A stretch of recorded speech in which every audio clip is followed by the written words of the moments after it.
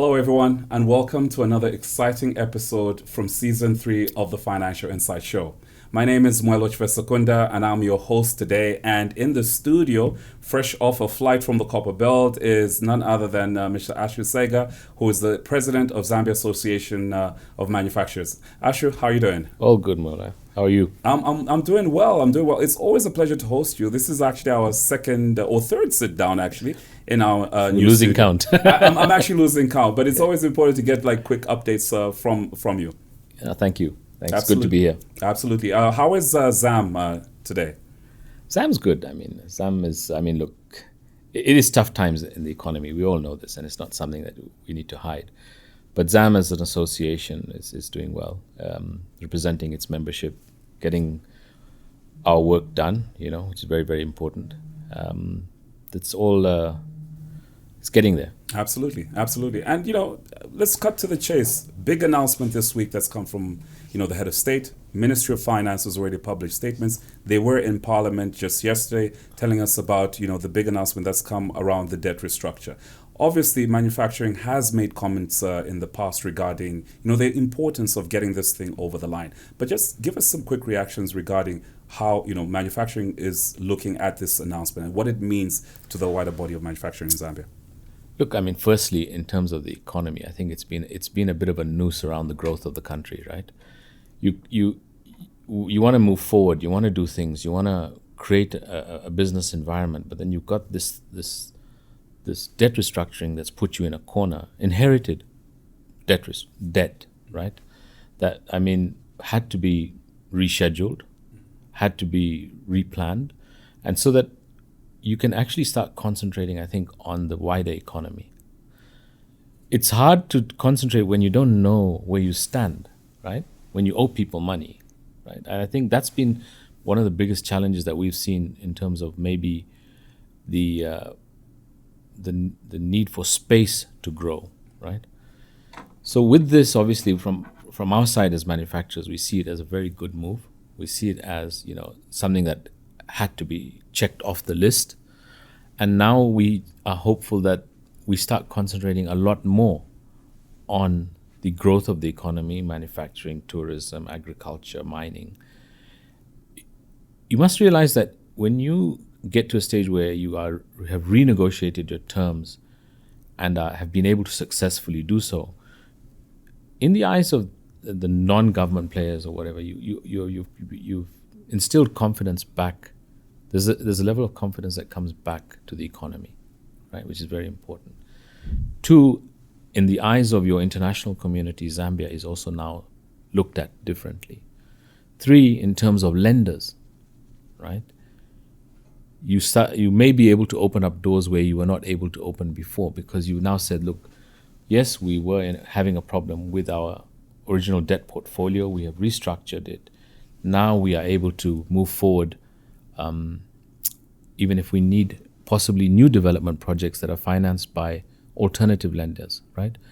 So it creates possibly a cleaner slate. I wouldn't say a clean slate, but a cleaner slate for development agendas in the country, 1.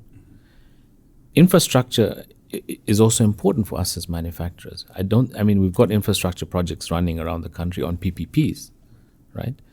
But maybe it'll allow a little more for government, in terms of some of the projects they haven't been able to look at. It gives them space to now look at financing, funding, and progressing with those projects. Because that has a knock-on effect for us even as manufacturers. If money is being spent in the economy, who ends up in people's pockets? Spent on manufactured goods. Mm-hmm. Right. Now, Ashu, this morning we got hold of your press release, which you shared with the media houses. And there's a comment in there where, the statement says that, we hope that the debt restructuring will be able to free up resources necessary for investment in important government sectors such as health, education. We know that obviously manufacturing is not really mentioned, but is there any excitement that maybe some of those resources would obviously be channeled to manufacturing? You see, when you talk about resources, it allows government maybe to be a little more flexible on policy. When you're tired and you don't have money to spend, and you're now maybe even not able to look at taxation rates because of that. So I think what it'll do is you have to look at the money side of it. Is when you have a little more leeway in what you're doing and a little more direction and a little more clarity, right? Then you can say, okay, maybe we can now look at how we can grow the manufacturing sector and support it through policy, maybe through infrastructure development, through general environment. So I think it's not just that to say that that we expect them to spend money on us. What we expect is yes, you've got to a position where you've got clarity. So now let's also move on and start doing the other things. We're not saying they haven't been. Right. Don't get me wrong. Right. It's just that we think that there's now the ability. Zambia will be looked at differently on the investment climate side. For example, as a manufacturer, if you wanted to borrow from an overseas entity, Zambia was nobody would really want to lend to you as a foreign institution to grow. So now we hope that those doors will start opening up. Right. From a macroeconomic perspective, obviously there's anticipation that certain macroeconomic variables such as your exchange rate, inflation, will kind of stabilize. From a manufacturing perspective, what is your take post this? What do you expect to see life should be like based on what has already been discussed prior and what was, I wouldn't say promised, but what was forecast to actually happen? Look, when you look at things like exchange rate, there's two things that we feel that drive it. One is sentiment. Mm-hmm. Two is actual productivity. In terms of sentiment, the kwacha right now probably is looking bright. Right. So you will see possible short-term stability in the exchange rate.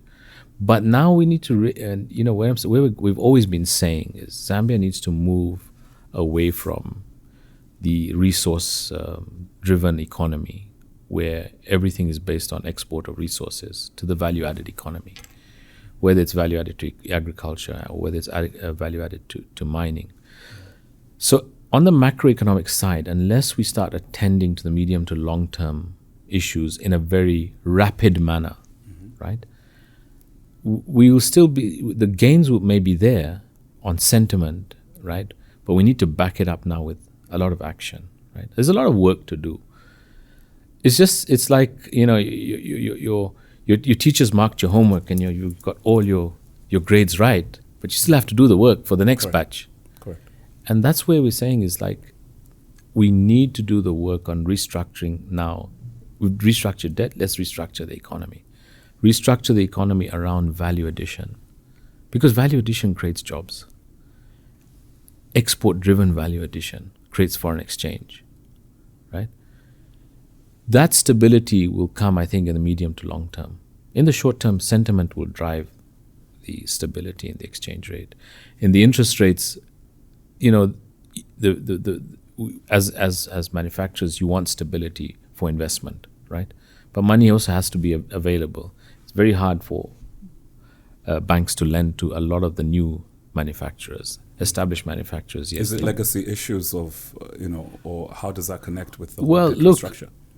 Well, in terms of, I would say, when you say how does that connect to debt restructure, we are hoping now that access to other sources of funding would possibly be available to manufacturing and other sectors in the economy, which may not have been there. Look, as a foreign funder, right, you'll say, but you guys haven't paid your Eurobonds. You haven't paid your coupons. Correct, I'm not coming to Zambia. Correct. Right? That scenario we're hoping is going to change, right? Because you're signing off, there's certain parameters that have been, if you look at the agreements, there's certain parameters that have been given that Zambia has to achieve and maybe stick to, and this comparability of treatment that everyone must get, equal treatment, sort of. So when you signed up to all that and you're saying, yes, we are going to do this, and you start doing it, on our side is private funding, maybe, from development institutions that may not have looked at us in the past. Mm-hmm. It should open up. Right. Now, one of the things, maybe let me play devil's advocate.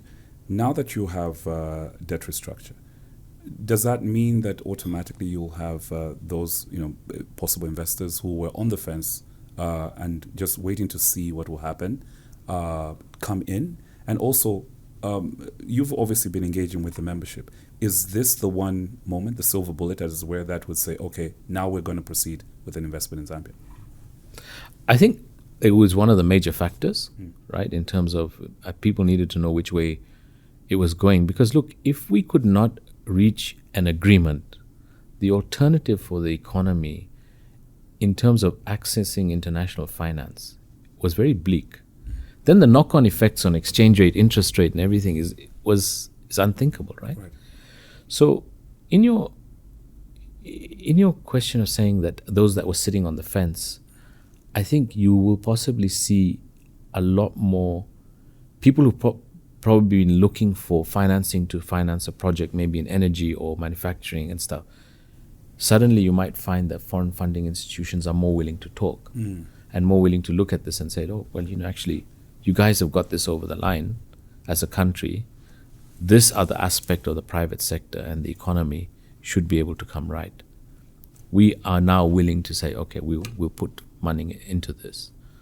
So even if you look at things like,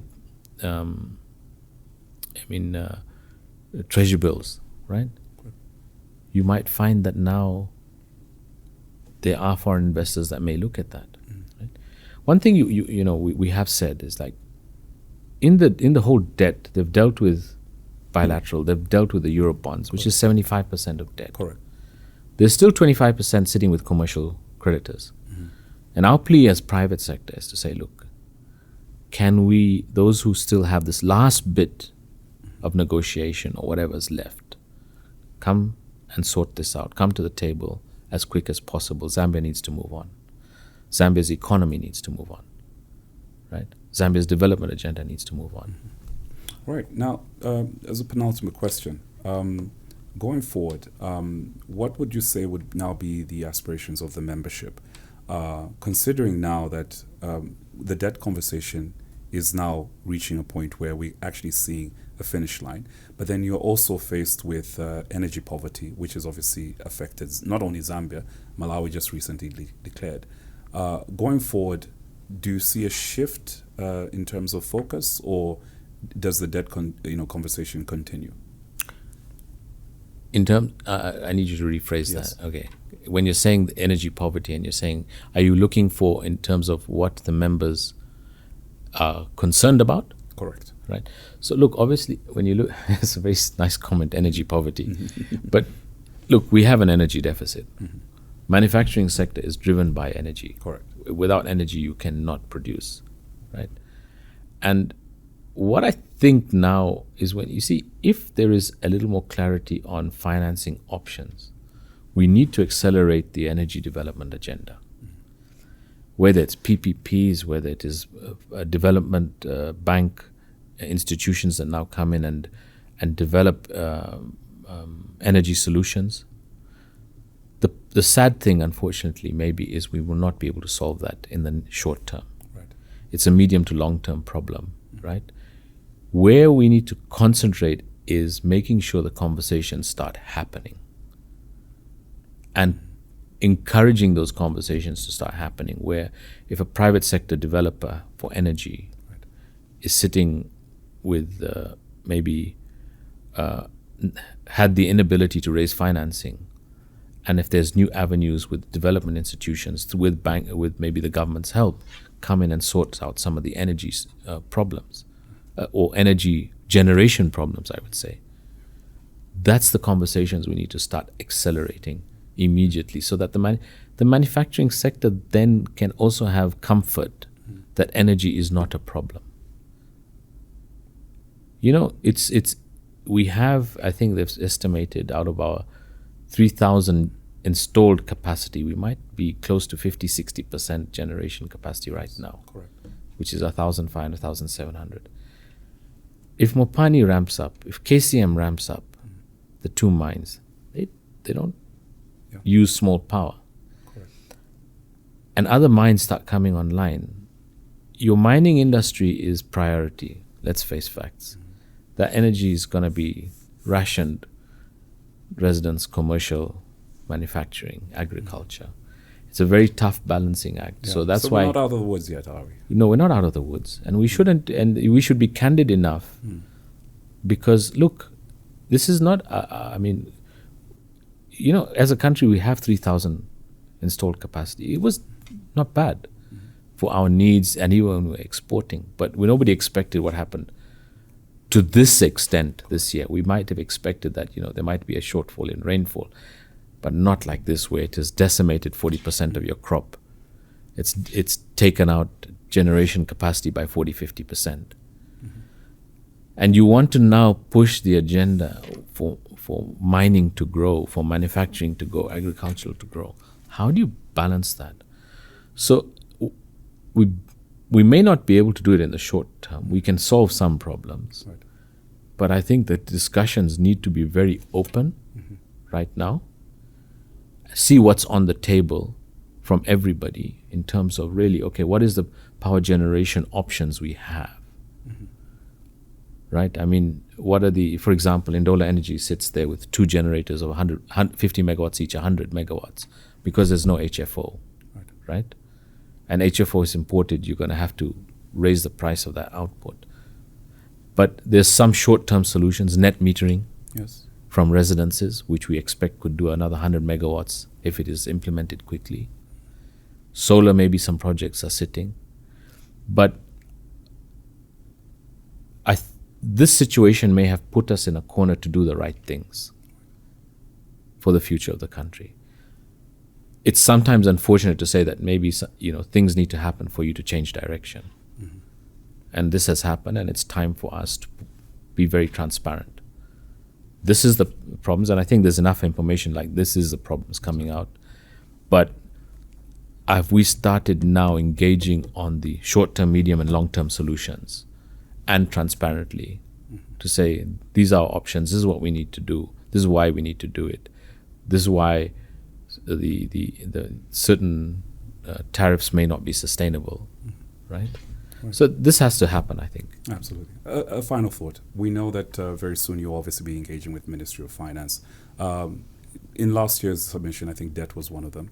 The submissions in terms of speedy, resolution of that. Could you give us some insight in terms of where manufacturing will be leaning in terms of key concerns that government will need to address? Look, it's for us now as manufacturing is, look, I want to put manufacturing and agri-processing together, okay? Because that is key. Yeah, food security. And food security, but agri-processing for export. I think we have to be very deliberate in this next budget cycle to ensure that manufacturing is given some more direction, or I don't like using, maybe not incentives is not the right word, but a more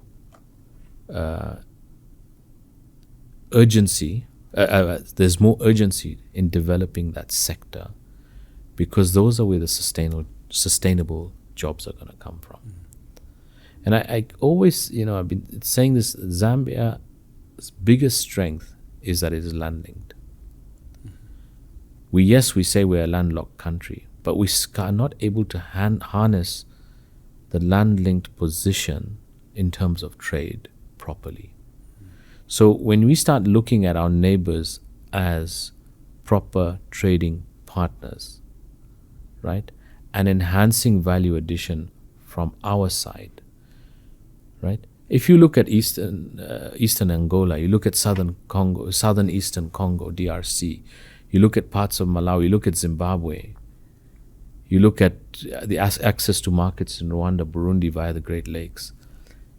For us as manufacturers lie an enormous amount of opportunities, but we need to harness that connectivity, support cross-border trade, support the manufacturing industries to actually be able to have access to market, because that creates jobs in country. If I sell a bottle of water in DRC, I've I'm satisfying my Zambian demand, but then I'm now taking it across the border. That money comes back. That money is generating jobs, paying taxes here. That's the game plan we need to have now, Right. going forward. Glass half full. Huh? The glass is half Glass is always half full. You know, what I get annoyed with. Yes, we sometimes take concern and portray it as pessimism. There's a big difference. Concern is about discussing an issue and finding a solution for it, or suggesting. And pessimism is just, oh, the glass is empty. When the glass is empty, we're done. We're never done. We've been through some horrible times in the past. Tough times in the past, but we're not done. So I think, look at Zambia's resource base. Glass is always half full. Always. Always. Ashu Sagar, thank you so much for Thank joining you. us. Ladies and gentlemen, you've heard it for yourself. Perspectives from the manufacturing sector. This has been Mwelo Chivesakunda for Financial Insight. Tune in to all our platforms for more insights on the debt restructure and get to know.